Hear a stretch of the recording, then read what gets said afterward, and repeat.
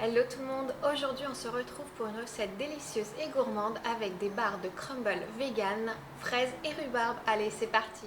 Alors, on va commencer par la base. Donc pour la base, vous avez besoin de farine, vous avez besoin de sucre. Donc là ici c'est du sucre de canne blond, de la vergeoise blonde et de la levure. Donc ça c'est pour les ingrédients secs. Donc on met tout dans... Alors, vous pouvez faire ça dans un saladier ou alors dans votre robot. Moi je vais aller plus vite, je vais utiliser mon robot. Donc du coup vous mettez tous les ingrédients, la farine. Hop, donc là il y a 375 grammes. Ici il y a 2 cuillères à soupe de vergeoise. Là il y a 1 cuillère à café de levure. Ça va permettre un petit peu aux barres de gonfler, pas être plates.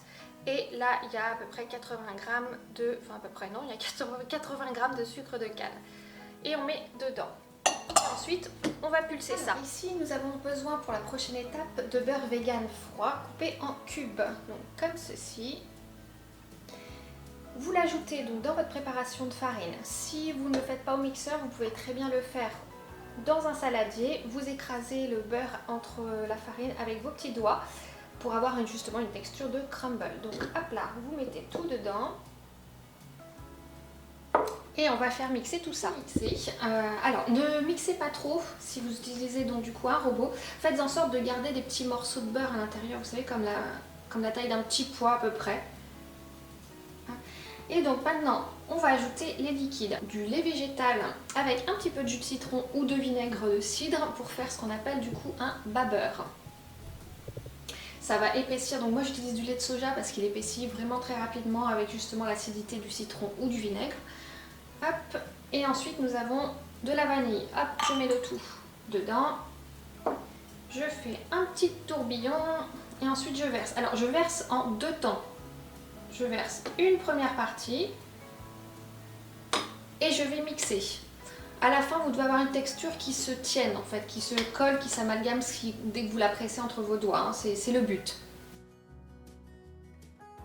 J'ai terminé, j'ai tout mixé. Donc là, la pâte est prête. Vous devez avoir une texture en fait comme ceci. Quand on presse, elle ne colle pas aux doigts, mais elle tient toute seule. Vous la réservez de côté, vous pouvez même la remettre au frais si vous avez besoin. Et maintenant, on va préparer les fruits. Alors pour les fruits du coup on a un peu de rhubarbe ici et ici j'ai des fraises fraîches, donc ici ce sont des charlottes. Vous pouvez prendre des maras des bois, des gariguettes, c'est vraiment en fonction de vos goûts et de vos préférences.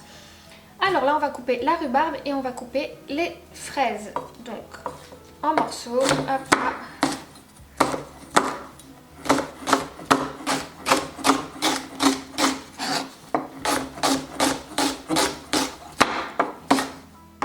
Est coupée, vous n'avez pas besoin de l'éplucher hein, à la cuisson, vous n'aurez aucun souci avec la peau. Alors j'aime bien faire des gros morceaux et des petits morceaux, bon ça après c'est vraiment à chacun. Et on met ça dans un saladier. Et donc maintenant on va s'occuper des fraises. Donc là j'ai 340 grammes de fraises, on les épluche toutes. Gardez-en quand même pour la décoration si jamais vous voulez. Hop. Voilà. Vous les coupez en morceaux, hein. Pas besoin d'être hyper précis. Hein.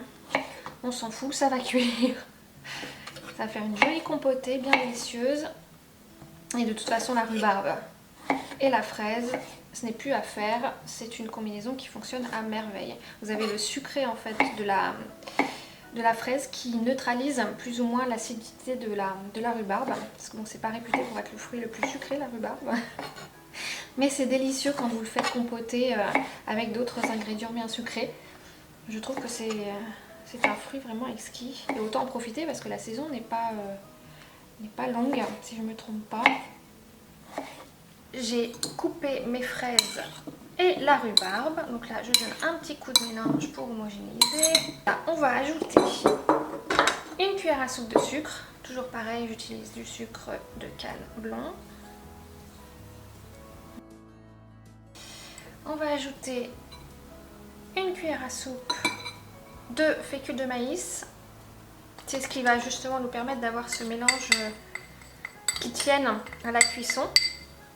et qui va donner une petite garniture bien crémeuse.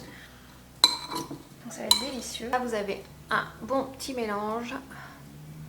On va passer au dressage. Moi j'aime bien, c'est je découpe des bandes. Donc c'est un moule à brownie, hein, 20 par 20. Donc moi j'aime bien couper des bandes de papier sulfurisé. Je mets un petit peu d'huile dans le fond. Vraiment une petite goutte. Hein. Je prends un pinceau. J'étale l'huile. Même sur les parois. Et là je viens poser ma première feuille. Et ce que j'aime bien avec cette technique, c'est que le papier reste en place. J'appuie, hop là, et là je viens déposer la deuxième. Hop. Et voilà, votre plat est prêt. Et maintenant, il n'y a plus qu'à le garnir. À moitié. Voilà. On aplatit, alors avec vos mains, avec une spatule. Je crois que je vais y aller aux mains au final. Alors des mains propres, hein, ne vous inquiétez pas. Donc des fois je me lave les mains dans la journée. Hop, et on appuie, on étale. Faites en sorte d'avoir une couche à peu près uniforme. Hein. Ma pâte est bien aplatie. Vous mettez là le mélange de rhubarbe, fraise. On met tout. On étale. On essaye de répartir les fruits uniformément. Vous voyez, hein, il y a pile ce qu'il faut pour mon moule. Et on va terminer avec le restant du crumble. Là, on va aplatir. Essayez de laisser des espaces pour qu'on ait une belle couleur qu'on voit en fait à travers le crumble. Et dernière étape, on va mettre un petit peu de flocons d'avoine. Et on appuie pour les incorporer à la pâte. Votre crumble est prêt. Et maintenant, il n'y a plus qu'à le mettre au four à 180 degrés, donc dans un four préchauffé, pendant à peu près 30-40 minutes, enfin jusqu'à ce que ce soit bien doré, que les fruits ont bien compoté. Le crumble tout juste sorti du four, vous allez le laisser refroidir complètement afin que la garniture se fige. Ensuite, vous allez pouvoir du coup le démouler, le découper et le déguster. Les barres de crumble sont cuites, elles sont découpées. J'ai eu besoin de les découper pour mon petit shoot de photos. Et regardez-moi comment elles sont belles, bien moelleuses, bien cuites, avec une garniture vraiment délicieuse. Ça sent encore jusqu'ici. Elles sont bien dorées. Une bonne gourmandise.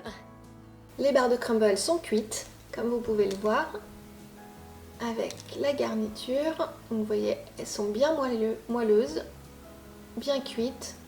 La garniture, elles sont jusque là, c'est incroyable. Ça me donne envie de manger toutes les petites parts qu'il y a devant moi. Hop, regardez. Voilà.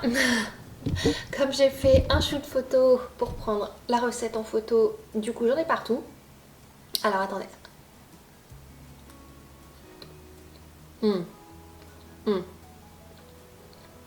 Ça fout en bouche. Vous avez le dessus qui est un peu croustillant. C'est extra. Franchement c'est extra. C'est super bon. J'y retourne. Maintenant c'est à vous de jouer. Je vous laisse faire la recette. Si vous en voulez plus, n'hésitez pas à vous abonner. Et du coup à cliquer sur la petite cloche et un bouton j'aime. Quant à nous, on se retrouve bientôt pour une nouvelle recette. Allez, ciao, bon appétit!